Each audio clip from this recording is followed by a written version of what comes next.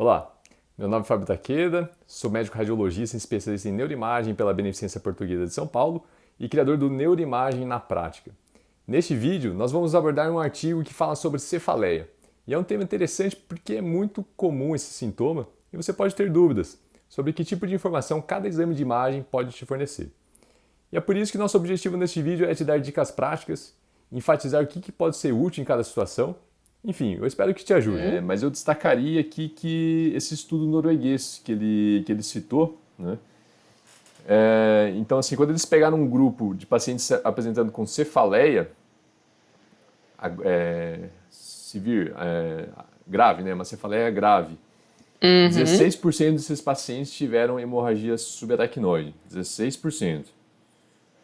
Quando eles restringiram o grupo a pacientes com cefaleia do tipo Thunderclap, a porcentagem de HSA subiu para 47%. Né? Então, praticamente metade dos pacientes. Ou seja, você selecionando melhor os seus pacientes, você consegue uma sensibilidade melhor, né, dos métodos de imagem. E, por outro lado, eu achei interessante essa estatística também, porque já ocorreu, né, de alguns colegas entrarem em contato comigo e falarem, mas não é possível, Fábio, esse paciente está com uma dor de cabeça muito importante, não é possível que não tenha nada. Né? Então, assim, se ao mesmo tempo você aumenta bastante a sensibilidade do método para detectar uma alteração, né, para você dizer que realmente é uma cefaleia secundária, ao mesmo tempo tem uma porcentagem bem grande, né? Assim, outros 50% dos pacientes não vão ter hemorragia, certo?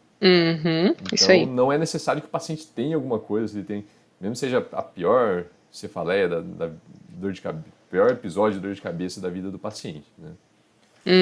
Eu acho que o que eu iria destacar era justamente a questão dos critérios de quando e como fazer imagem no paciente, mas que, enfim, a princípio, então, acho que vai fugir um pouquinho, então, da nossa principal...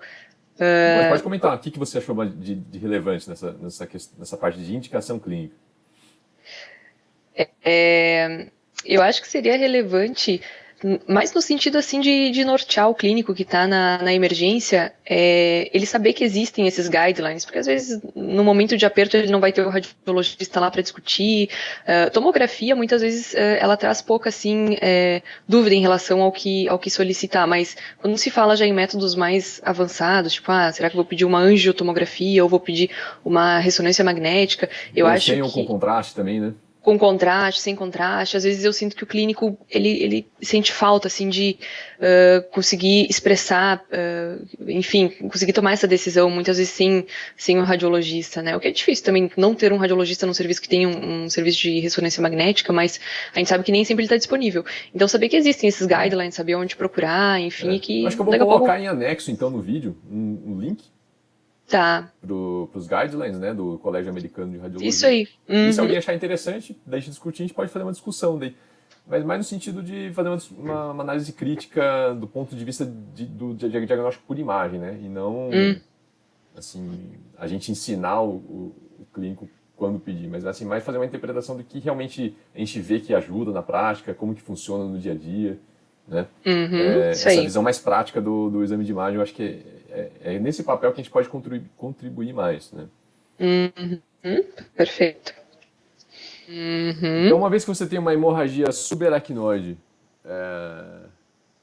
confirmada, qual que seria o próximo passo daí na investigação daquele paciente? A angiotomografia, né? Ou angiorressonância.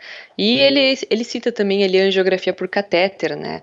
Mas a gente sabe que por questão de ser um exame invasivo, enfim, geralmente a angiotomo, por ser um exame mais acessível e não invasivo, acaba sendo o primeiro método, né? Geralmente uma disponibilidade de um médico intervencionista, assim, à disposição ali nas situações de emergência, 24 horas por dia, não é a realidade da maior parte dos serviços, né? Então, uma angiotomografia, uma angiorressonância acaba sendo uma coisa mais acessível, mais rápida para aquele paciente da emergência, né?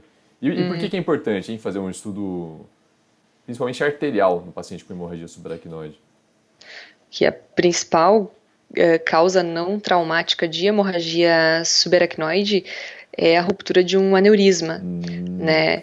Então, Então, esse Tem aqui que é ser um, medular, assim. Viu hemorragia subaracnoide, a primeira coisa que a gente tem que lembrar são dos aneurismas arteriais. é a principal causa de hemorragia subaracnoide. Qual que é o Não, detalhe aí que tem que sempre lembrar? não Não traumática. traumática, né? Isso aí é muito importante, principalmente É, para quem questão de provas, né? isso aí. Para quem pensa está preocupado na fase de preocupação com provas ainda, tem que levar em consideração esse pequeno detalhe, né? A causa mais comum de hemorragia subaracnoide é o TCE, né? Mas como a abordagem do artigo aqui não é trauma, né? Então a gente vai pensar principalmente naqueles pacientes com uma ruptura de aneurisma. Então, muito bem. O que mais que ele enfatiza aqui? Isso aí. Isso aqui que eu tinha comentado ali na introdução, né? Que lembrar que um paciente com o início de uma cefaleia unilateral aguda, acompanhada de dor cervical e facial, ou a síndrome de Horner ipsilateral, que é a miose pupilar e a anidrose, num paciente jovem, a gente tem que levar esse paciente para uma angiotomo ou para uma angiorressonância, porque a possibilidade de uma dissecção arterial é bastante alta, né? É uma das principais causas desse tipo de sintoma em paciente jovem. E eu, particularmente, já peguei mais de uma vez isso aqui na prática, Takeda. Acho que realmente é uma coisa que não é raro, assim, de acontecer. E eu já peguei várias vezes como um achado, não um achado de exame, assim, porque achado de exame pode dar aquela sensação de que é uma coisa sem relevância clínica, né? Mas achado de exame no sentido de que não foi feito um exame direcionado para aquilo, sabe? Às vezes faz ressonância de Para crânio, aquilo. por causa de você falar, e daí pega na pontinha, lá na base do crânio, pega um finalzinho da dissecção carotídea, né? Eu já peguei Faz assim uma também. ressonância de coluna cervical, que tem um quadro de cervicalgia, daí você pega e vê uma dissecção ali na artéria vertebral, né? Então, eu já tenho alguns casos desses aí também no meu arquivo. E realmente, né, nesse tipo de situação que a gente vê que falta talvez pensar mais na possibilidade de dissecção. Tá, aqui ele comenta também, vamos ver, seguindo aqui, em pacientes com dor na região da base do crânio, orbitária, periorbitária, e que tem um acometimento de nervos cranianos. Aí ele fala que exame com contraste é indicado, né? Bom, a questão do contraste é bem controverso, acho que não sei se vale a pena a gente entrar aqui na questão de No mérito. quando fazer ou com ou sem contraste nesse tipo de situação, mas ele destaca aqui sobre essa sequência T2 aqui. O que é essa sequência T2? Heavily T2-weighted sequences. Sim, isso aqui. Vamos traduzir para o pessoal que às vezes a maioria das pessoas conhece de outra forma, né? E isso aqui não... Então, ele está falando aqui numa sequência, na verdade, fortemente pesada em T2, né? O que é um fortemente pesado em T2? Na verdade, é bem o que ele quer dizer. Ela é ponderada em T2, geralmente são conhecidas por dois principais nomes, né, que é o CIS e o Fiesta, a depender da marca do aparelho que a gente vai estar usando. E por que elas são importantes? Elas são sequências em que a gente vai ter cortes bem finos, em que a gente vai ter uma alta resolução de tudo aquilo que está banhado por líquor, né, porque ela é um T2, então o T2, o líquor fica bem brilhosinho, né, e o que acontece? Ele acabou de falar aqui que a gente vai ter que avaliar segmentos cisternais de nervo craniano. Então, quer dizer, o nervo craniano, todos eles praticamente saem do tronco encefálico e eles precisam se dirigir para algum lugar, né? A partir do momento que eles saíram do tronco encefálico, eles vão mergulhar no líquor que está na volta do tronco, né? Seja da cisterna perimesencefálica, cisterna pré-pontina, enfim, vão mergulhar nessa cisterna, por isso são os segmentos cisternais dos nervos, e aí eles vão entrar nos seus forames ou, enfim, nas estruturas que forem. E aí, essa sequência fortemente ponderada em T2, seja CIS, seja Fiesta, seja, enfim, qualquer outra sequência, dependendo do teu aparelho, elas vão nos ajudar a delinear esse trajeto desses nervos e ver se daqui a pouco eles estão com alteração de sinal ou existe alguma lesão tumoral ou algum outro conteúdo que não deveria estar ali. Ou seja, então assim, os nervos cranianos ali na porção cisternal deles, eles são estruturas muito, muito, muito fininhas, né? Com exceção do nervo trigêmeo, que parece uma pirâmide boiando ali, um nervo mais grandão ali, né, boiando no líquor. Todos os nervos cranianos eles são bem fininhos, bem delicadas, né? E esse tipo de sequência ponderada em T2, ele vai ter uma característica muito peculiar que ele vai acentuar muito o contraste entre o líquor que está banhando, né, nesses nervos cranianos e essas estruturas muito finas. Então, por isso que é uma sequência muito boa para ver nervos, principalmente a estrutura, né? A intensidade de sinal não é tão boa, não é uma sequência tão boa para ver a intensidade de sinal, né? Nem do nervo craniano quanto do parênquima. Mas para você acompanhar o trajeto ali dessas estruturas delicadas, é a melhor sequência, de longe, né? O trajeto dessas pequenas estruturas nervosas, a relação com estruturas vasculares pequenas também, né? Muitas vezes eu vejo que os colegas, a gente faz um diagnóstico de um conflito neurovascular através da sequência 3D-CIS e fala, vou pedir uma angiorressonância, né? E na verdade a resolução anatômica para pequenos vasos dessa sequência CIS, né? Que seria uma outra forma de chamar essas sequências, TC CIS ou DRIVE, né? Que daí recebem diferentes nomes comerciais.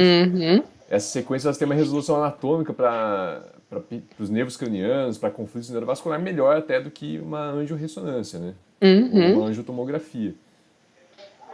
E o que acontece, na verdade, muitas vezes quando pedem depois uma angiotomografia ou angiorressonância para complementar, eu volto, laudo baseado no CIS, né? E laudo o estudo vascular. Mas é isso. Então, é aquela sequência especial T2 volumétrica que a gente usa para ver nervos cranianos, neuralgia do trigêmeo, compressão do vestíbulo coclear, para ver pequenas lesões tumorais, como você disse, né? Schwannomas que podem estar pequenos schwannomas no conduto auditivo interno. Então, sempre que você quiser ter detalhamento estrutural de pequenas lesões, de pequenas estruturas que estejam banhadas por líquor, esse é um destaque, né? Aí você tem indicação de usar essas sequências. Então, lembrando, né? Para quem for pedir um exame, CIS, C-I-S-S, deixa eu escrever aqui, né? Porque a gente está falando... Isso, eu ia dizer, puxa o I. CIS, né? Ou o DRIVE. O DRIVE é outra forma de fazer uma aquisição T2 também com esse mesmo propósito, né? E lembrando, então, que a CIS tem diferentes nomes comerciais. Tem a Fiesta na AGE, né, que eu acho que por ser o mais utilizado no mercado, o pessoal confunde um pouco, né, chama de Fiesta em todos os aparelhos, mas no Fiesta seria especificamente a sequência CIS na AGE. Tem o Balance, eu acho, que na Philips. O Balance. Na Siemens, se não me engano, é CIS mesmo, né? Tem o Trufisp, deixa eu ver. Trufisp? Tem a Siemens, chama de Trufisp. A Philips chama de Balance. Eu não tenho experiência nenhuma com Siemens, por isso que eu não... Trufisp. Trufisp. Assim? Ou True? Assim? É True, isso aí. Trufisp. Deixa eu ver... Bom, a Siemens também chama de CIS. Eu acho que é isso aí. Mas só enfim. Para vocês saberem que tem diferentes nomes comerciais. Isso aí. Ele dá sequência falando da cefaleia de origem rinocinusal, né? Enfim. E que a gente muitas vezes pode fazer o diagnóstico da cefaleia de origem rinocinusal com base no exame físico. Mas ele fala que é aquela velha orientação, né? Para sinusite não precisa fazer exame de imagem, só se for uma sinusite complicada. Mas a gente sabe que na vida real acaba não funcionando dessa forma, né? Então, se houver suspeita aí de complicações intracranianas ou uma suspeita de uma sinusite fúngica invasiva, um paciente imunossupresso, um diabético, enfim, aí estaria bem indicado. Mas, na prática, a gente sabe que existem várias outras variáveis aí envolvidas na tomada dessa decisão, né? Certo. Aqui ele entra num ponto que eu não sei se eu concordo completamente, que ele fala aqui que ele faz uma introdução aqui nesse parágrafo, daí ele entra na descrição ali na suspeita de trombose venosa, né? Ele fala ali, se tem uma suspeita de uma trombose venosa cerebral, né? Você poderia começar a avaliação com uma tomografia sem contraste, e daí só se tiver alguma alteração, uma suspeita, você faria uma tomografia com contraste. Se eu não entendi errado o inglês, é isso que ele disse, né? Foi isso aí que ele disse. Foi exatamente isso. Então, assim, isso vai... acaba contrariando o que a gente discutiu no outro artigo de trombose venosa, né? Uma vez que se você tem uma sensibilidade do método sem contraste de só 50%, não faz sentido você só prosseguir com contraste se você tiver uma suspeita de trombose pelo exame sem contraste, né? Porque é uma sensibilidade muito baixa. E também os guidelines do próprio Colégio Americano de Radiologia, eles defendem que se você tiver algum indicativo de que pode ter uma trombose venosa, sei lá, um papiledema bilateral, alguma coisa assim, a indicação é de exame com contraste, né? E justamente por isso, né? Porque a tomografia sem contraste, apesar de você ter achados que podem ser altamente específicos, ele é um método pouco sensível, né? Então tem muitos pacientes que vão ter trombose venosa e você não vai identificar com o exame de tomografia sem contraste, né? Ressonância magnética sem contraste, ela tem uma maior sensibilidade. Isso aí.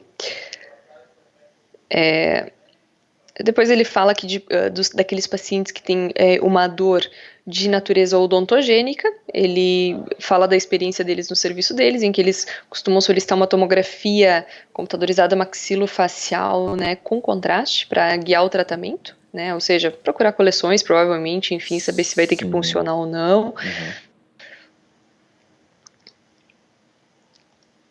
Pode continuar, pode falar. Posso seguir? Tá.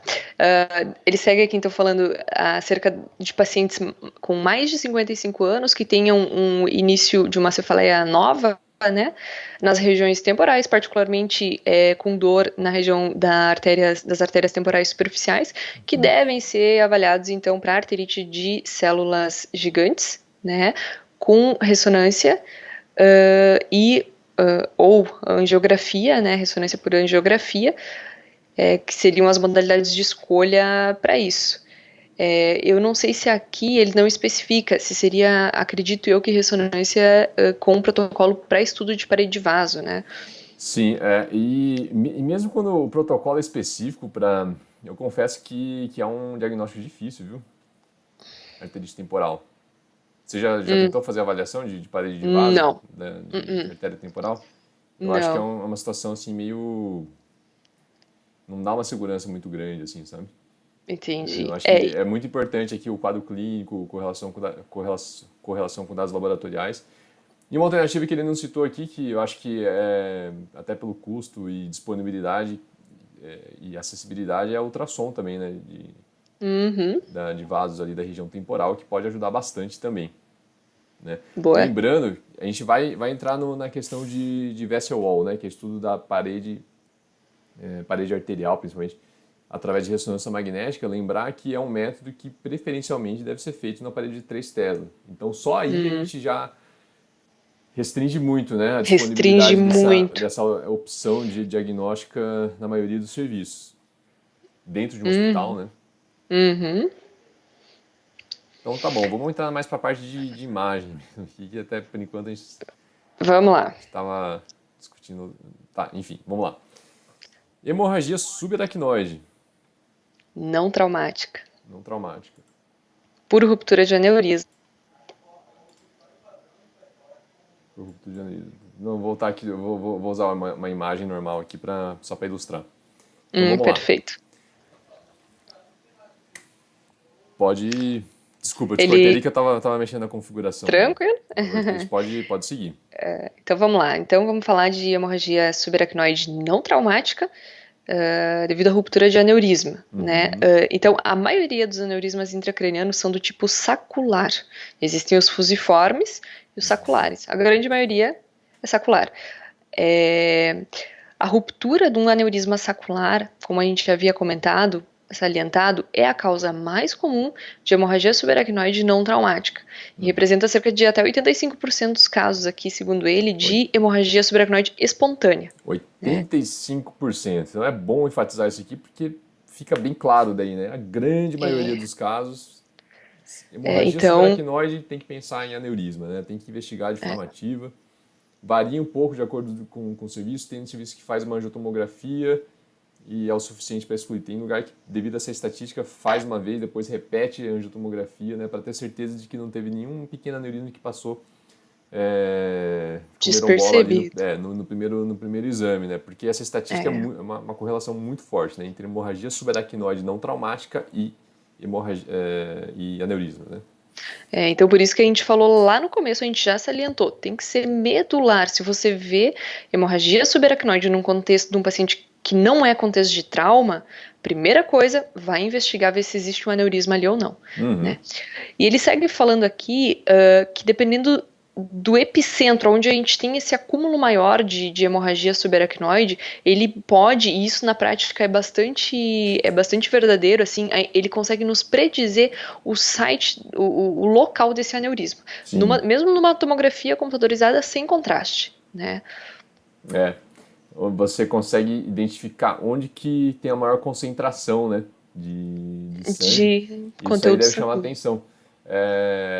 Então, talvez eu esteja me adiantando um pouquinho aqui, mas isso aí eu acho que é importante para quem está descrevendo a hemorragia subaracnoide, o Uhum, radiologista, né? uhum. Isso que eu gosto de chamar atenção, assim, para o pessoal que está começando, que você descrever hemorragia subaracnoide não é. Esse não é o objetivo, você descrever. O paciente tem hemorragia subaracnoide, não é o suficiente, né? Eu acho que o nosso papel é conseguir ir um pouquinho além. Hemorragia subaracnoide, o plantonista que está ali vendo a imagem, ele sabe ver que tem hemorragia subaracnoide, né?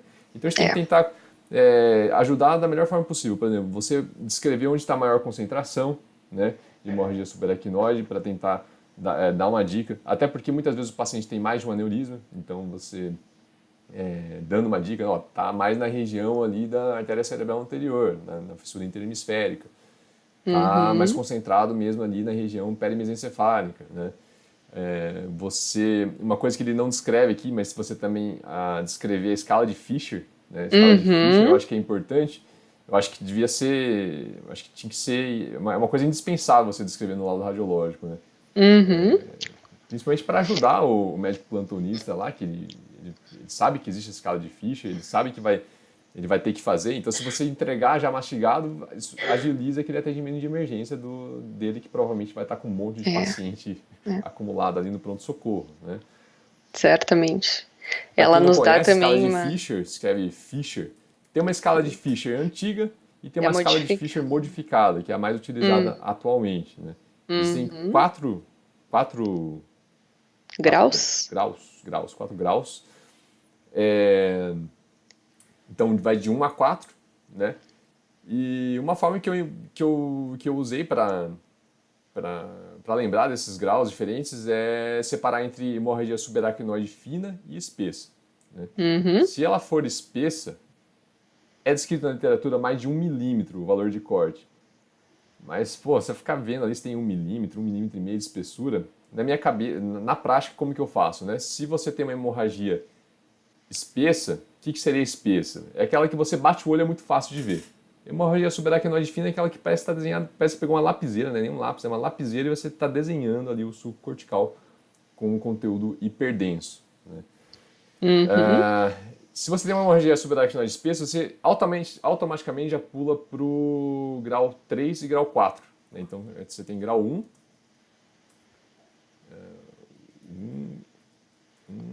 2, 3 e 4. Se você tem Uhum. hemorragia subaracnoide espessa, você já pula para um grau 3 ou grau 4. Se tem uma hemorragia subaracnoide fina, você tem grau 1 ou grau 2.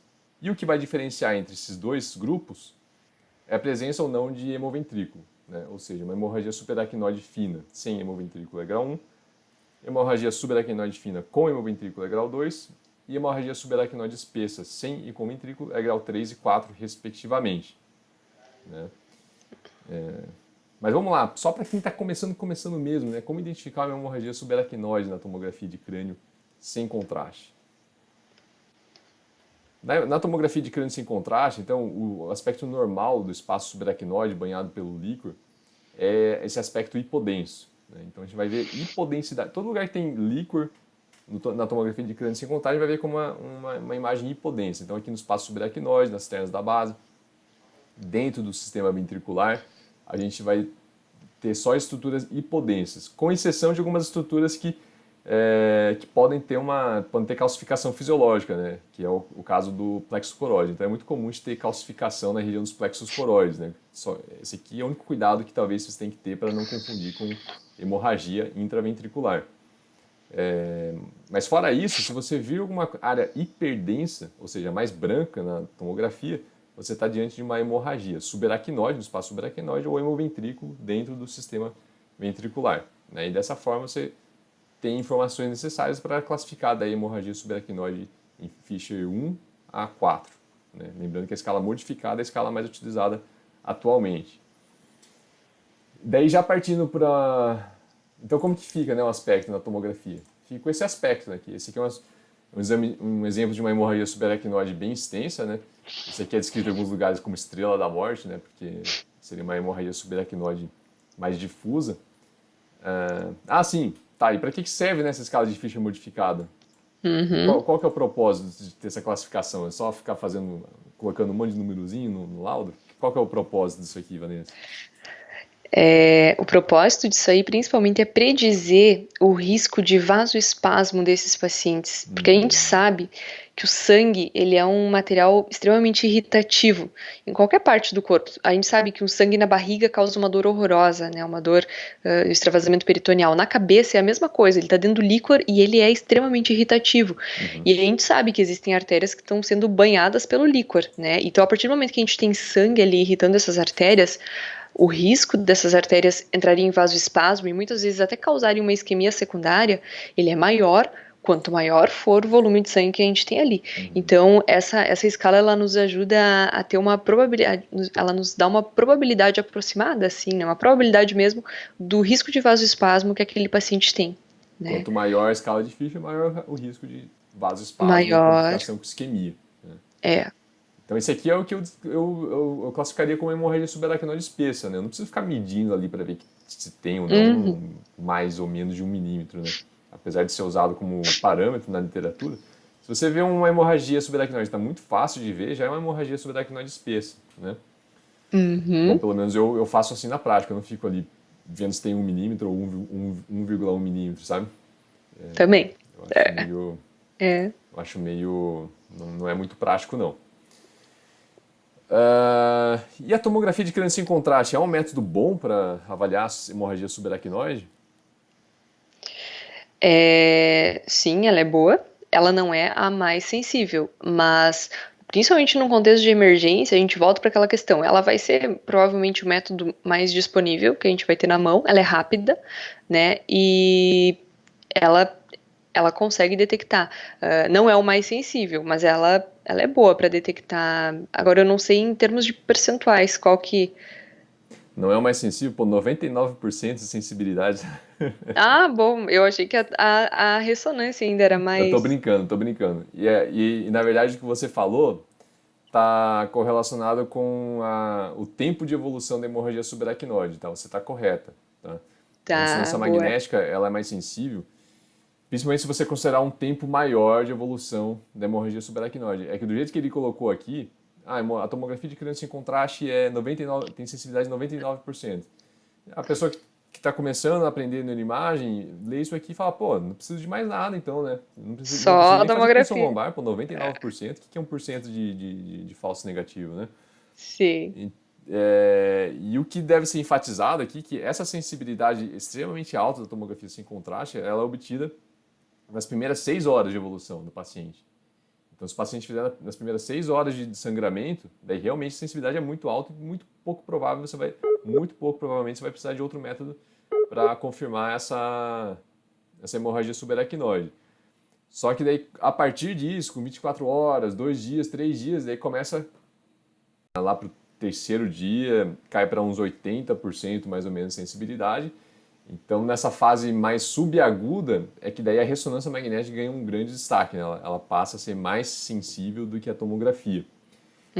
E isso ocorre porque a hemoglobina, conforme ela vai sofrendo uma alteração na sua estrutura, né? A gente fala em estágio de degradação, né, da hemoglobina, ela vai perdendo a sua atenuação, né? Então, ela vai ficando menos e perdendo, vai ficando menos branca e vai ficando mais parecida ali com o líquor.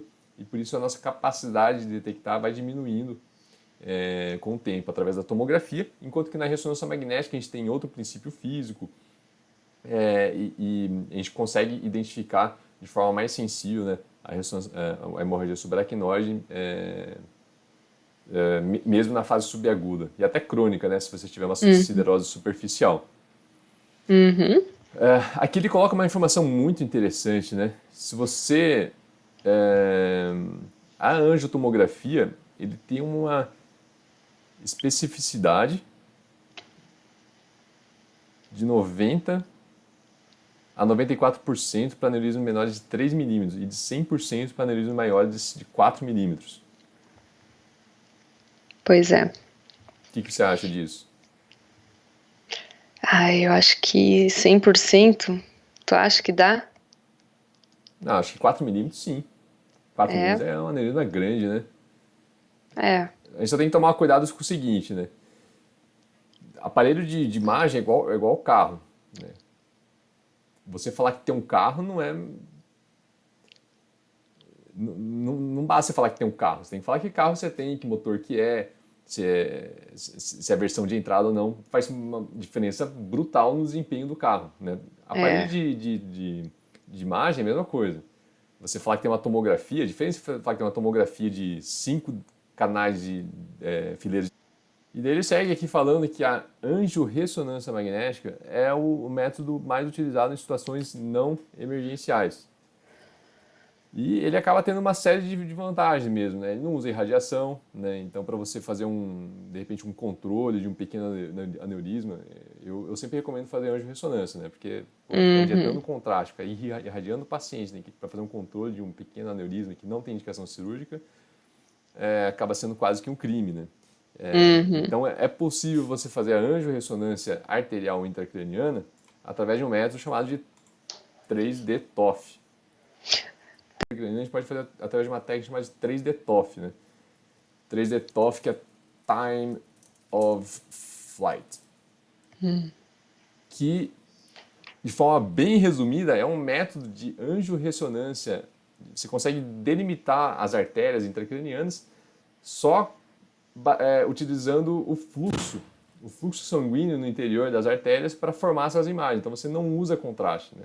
E mesmo sem usar o contraste, você tem uma sensibilidade muito boa do método, né? Então, mais uma vez, em situações não emergenciais, que você pode fazer com mais calma aquele exame, e para fazer controles, a angiorressonância ela é um método muito bom.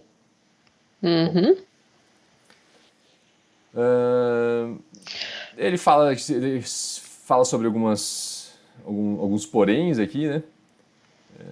Artefatos de suscetibilidade de movimento.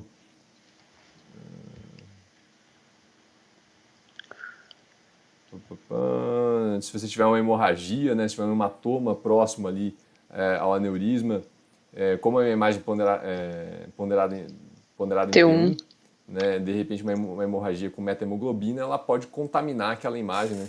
Lembrando que metahemoglobina é uma das causas de hipersinal espontâneo em T1. Então, se tiver uma hemorragia próximo ao aneurisma, aquilo ali pode atrapalhar a visibilização do aneurisma.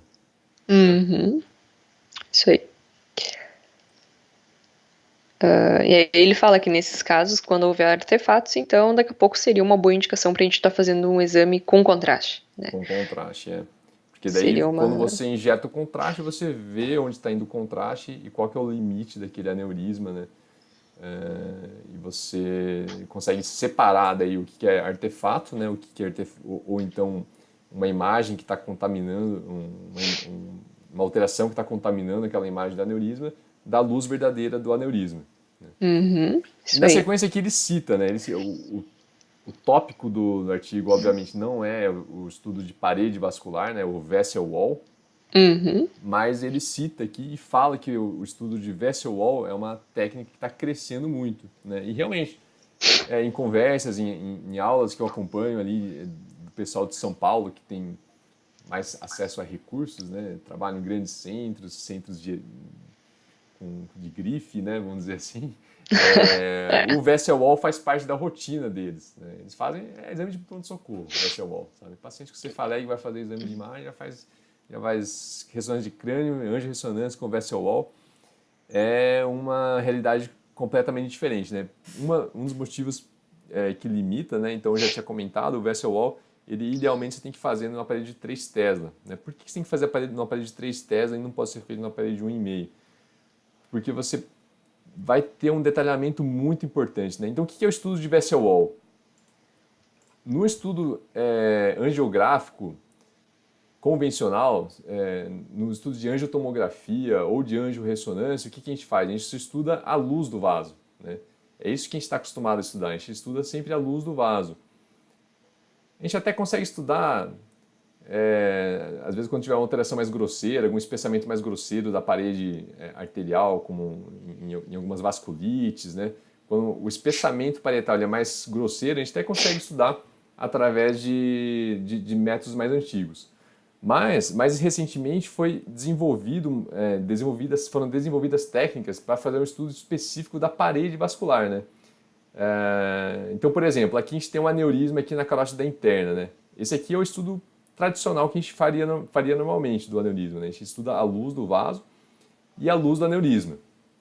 Mas, hoje em dia, com esses estudos de parede vascular ou vessel wall, a gente consegue estudar diretamente a parede vascular, né? Então, esse aqui é uma imagem pós-contraste, estudando a parede vascular. Então, a gente vê que esse aneurisma, além da luz, a gente consegue estudar a parede e ver que tem um processo inflamatório, um realce na parede vascular, o que indica uma maior instabilidade desse aneurisma, né? Então, ele cita aqui que uma das indicações de você fazer o estudo de vessel wall é você avaliar a instabilidade do aneurisma, né? Isso é importante naqueles casos em que o paciente tem múltiplos aneurismas, por exemplo, e você não sabe qual que sangrou, né?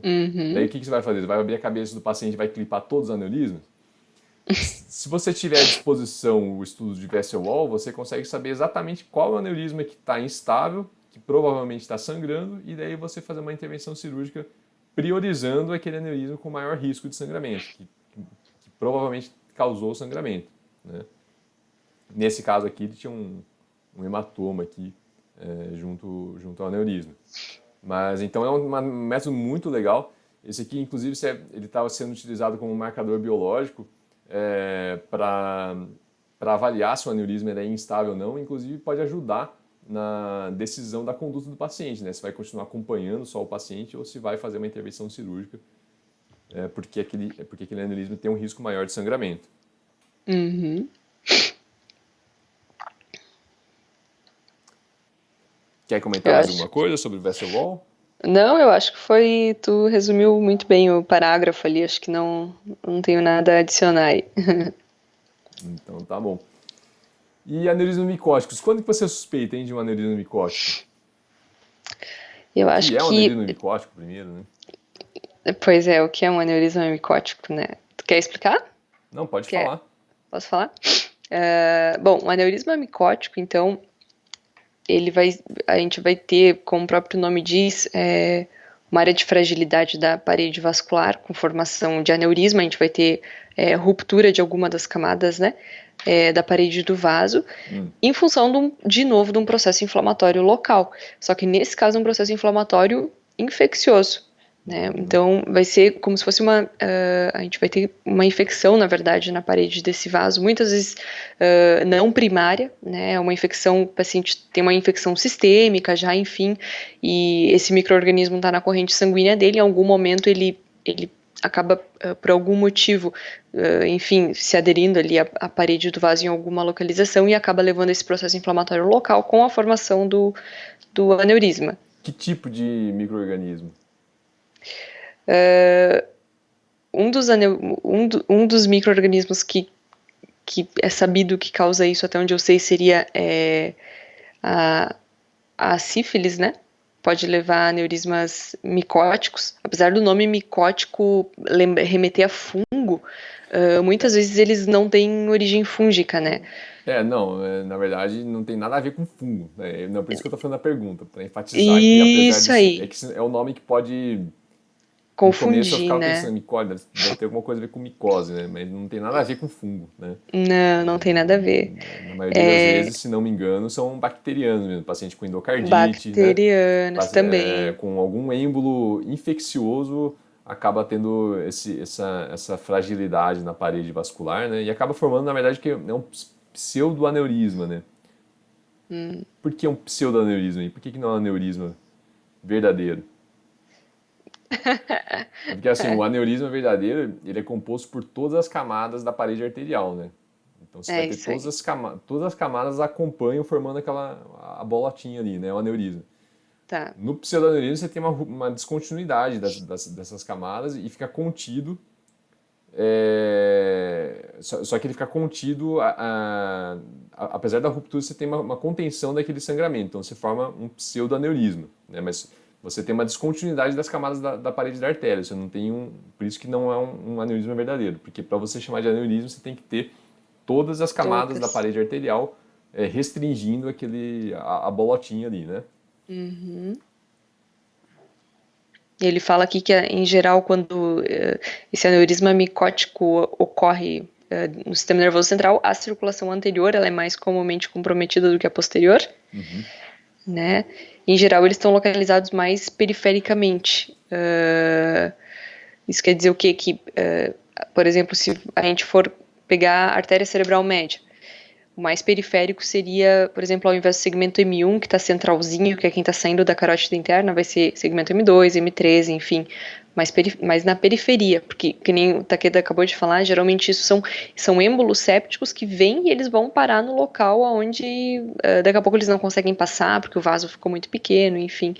Então, Essa é a dica prática, né? É assim que a gente suspeita de um aneurisma micótico. Quando você vê um aneurismazinho um ramo mais distal das artérias, né? Porque os aneurismas mais comuns que a gente vê, que causa a maior parte das hemorragias subaracnoides não traumáticas, elas ocorrem principalmente por um estresse hemodinâmico, né? Então elas ocorrem numa região mais proximal ali, onde tem bifurcações, junções de vasos ali, como ponto de curva ou de junção de rio, onde você tem um maior estresse da água ali, né, nas margens do rio. Então, assim, o aneurisma, normalmente, a gente acabou até pulando aqui, né? Quais são os locais mais comuns de aneurismas intracranianos, né?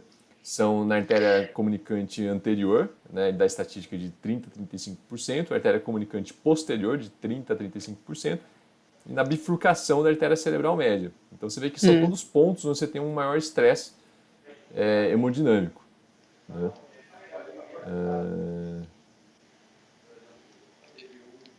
E é por isso que a gente tem uma distribuição diferente, né? E já nos aneurismas micóticos você vai ter um micro-organismo que está circulando ali na corrente sanguínea e ele vai acabar se alojando numa situação mais periférica, né? Ele tem se alojado numa situação mais periférica e é por isso que a gente tem essa distribuição diferente de aneurismas micóticos dos convencionais, vamos dizer assim, não sei se posso chamar dessa forma.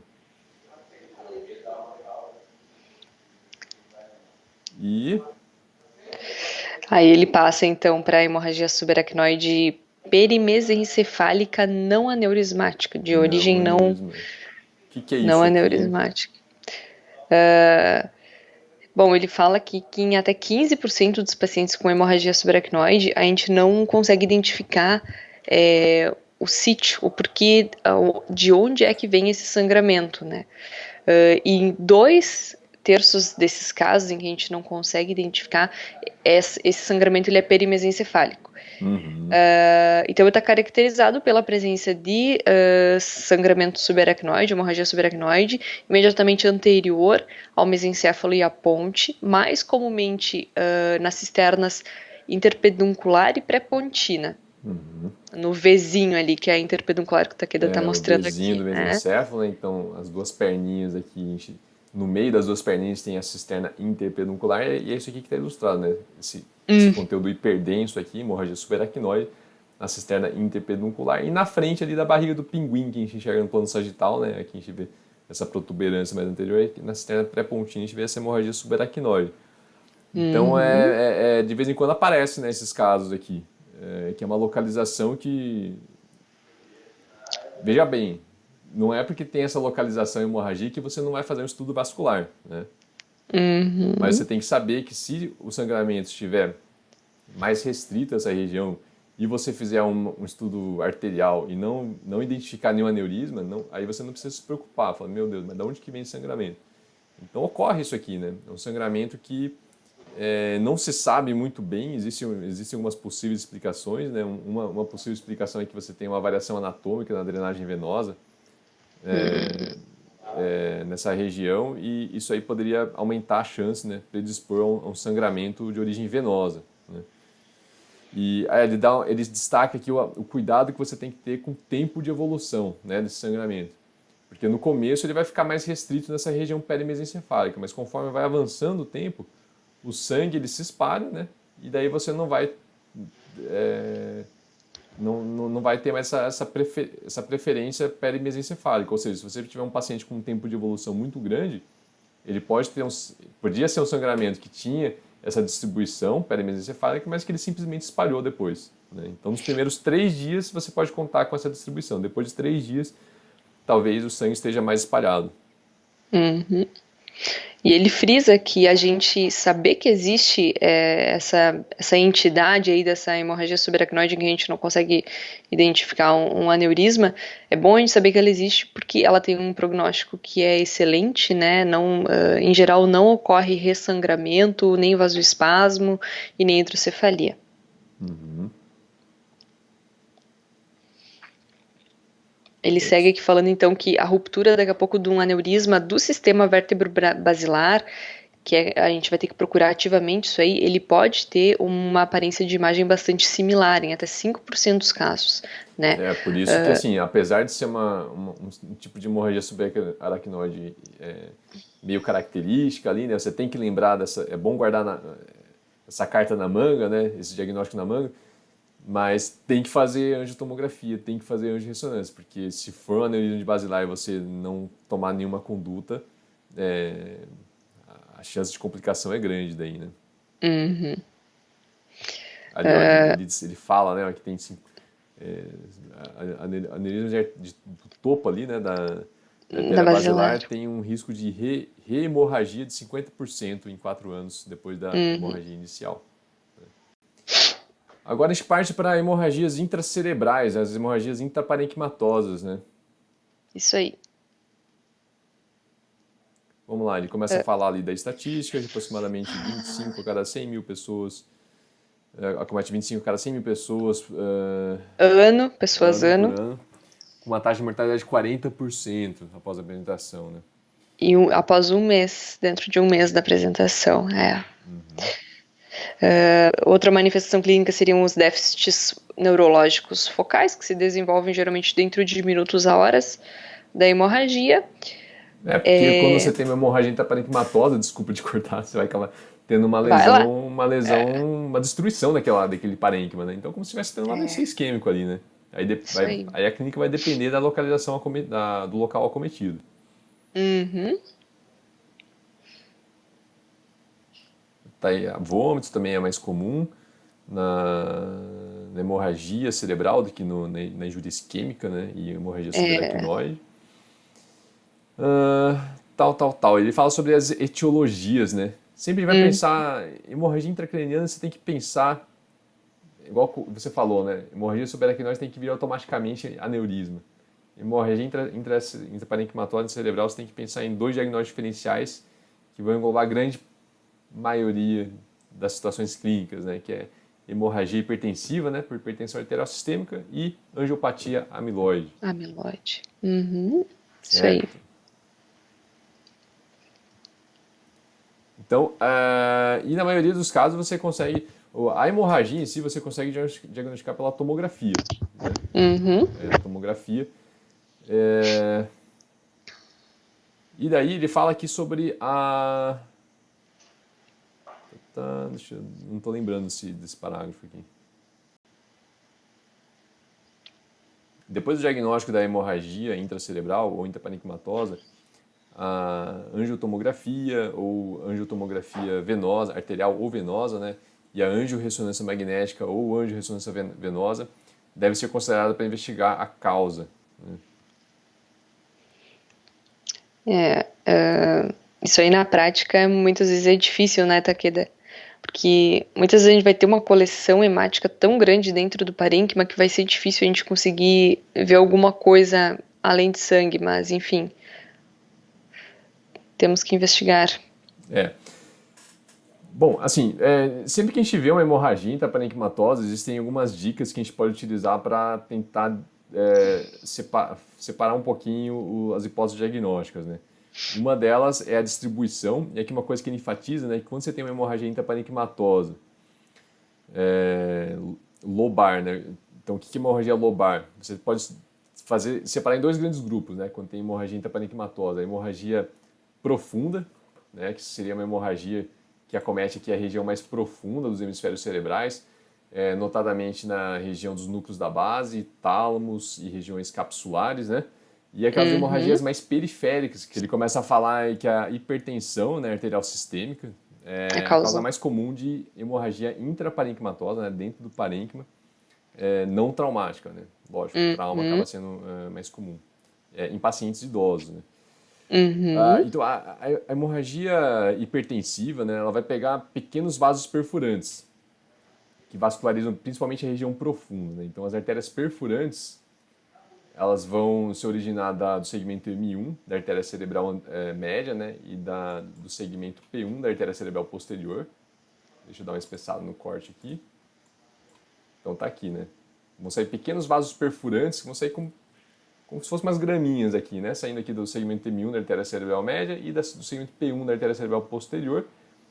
Então, subindo os cortes, eu vou subir os cortes, eles vão vascularizar essa região profunda, né? Da região núcleo capsular, né? Dos núcleos da base, a região capsular e os tálamos também. Então, é nessas regiões onde a gente vai ter um sangramento, né? Hemorragia intraparenquimatosa devido à hipertensão arterial sistêmica. Então, sempre que a gente vir um sangramento nessa região e o paciente tiver história de hipertensão arterial sistêmica, está praticamente feito o diagnóstico, né? Mas existe uma certa controvérsia aí, né? Tem alguns serviços que, quando tem uma hemorragia característica e uma epidemiologia, já fecha o diagnóstico, mas tem artigo mostrando que mesmo esses pacientes com sangramento numa localização muito característica, na região profunda do hemisfério cerebral, eles têm uma parcela desses pacientes que tem alguma anomalia vascular associada, e por isso eles indicam a realização de angiotomografia ou angiorressonância da mesma forma para tentar identificar de forma mais ativa uma anomalia vascular causando sangramento, mesmo que seja na região profunda do hemisfério cerebral, né? Além disso, qual que é a outra utilidade de fazer uma angiotomografia que ele enfatiza aqui na sequência? Ele fala da questão do spot sign, né? Que, na verdade, ele é um marcador de sangramento ativo. Então, ele nos indica, ele nos dá uma predição do risco desse hematoma expandir, né? Então, ele é um marcador bastante importante. E ele é visto, então, na angiotomografia contrastada. Por quê? O que é o spot sign? Nada mais é do que o meio de contraste extravasando de um vaso, enfim, que tá roto, né, tem sua parede rota e está extravasando para dentro daquele hematoma. Então a gente vai ver um pontinho hiperdenso, no caso da tomografia, na fase pós-contraste, que a gente não tinha na fase pré, e que aquilo ali então nos indica o spot sign, que é um marcador de sangramento ativo. Então, só para as pessoas que nunca viram entenderem, né? Isso. Esse aqui seria uma tomografia de crânio sem contraste, então a gente tem ali a hemorragia intraparenquimatosa numa região profunda, né, que é característica da hemorragia hipertensiva devido à hipertensão arterial sistêmica, e a hemorragia está hiperdensa. Nessa imagem aqui, ó, a gente tem um janelamento diferente, por isso que o hematoma está menos denso, né? Então a gente fez um janelamento na imagem para que o hematoma ficasse menos denso e a gente conseguisse ver com uma definição melhor os vasos, né? Então aqui a gente tem uma aquisição de angiotomografia arterial, né? De tal forma que a gente está vendo as artérias de forma muito bem definida. E no interior do sangramento a gente vê esse pontinho aqui de realce pelo contraste, né? Esse pontinho de realce pelo contraste que é chamado de spot sign, que indica o que a Vanessa acabou de falar, que é um indicativo de um sangramento ativo de que vai progredir essa hemorragia. O que se comprovou no controle evolutivo, né? A hemorragia intraparenquimatosa ela cresceu no paciente que tinha a presença do spot sign. Então esse aqui que é o spot, o sinal do ponto, né? Spot sign. E se você gostou, deixa aqui embaixo seu comentário, deixa seu like, compartilhe com seus colegas. Um grande abraço.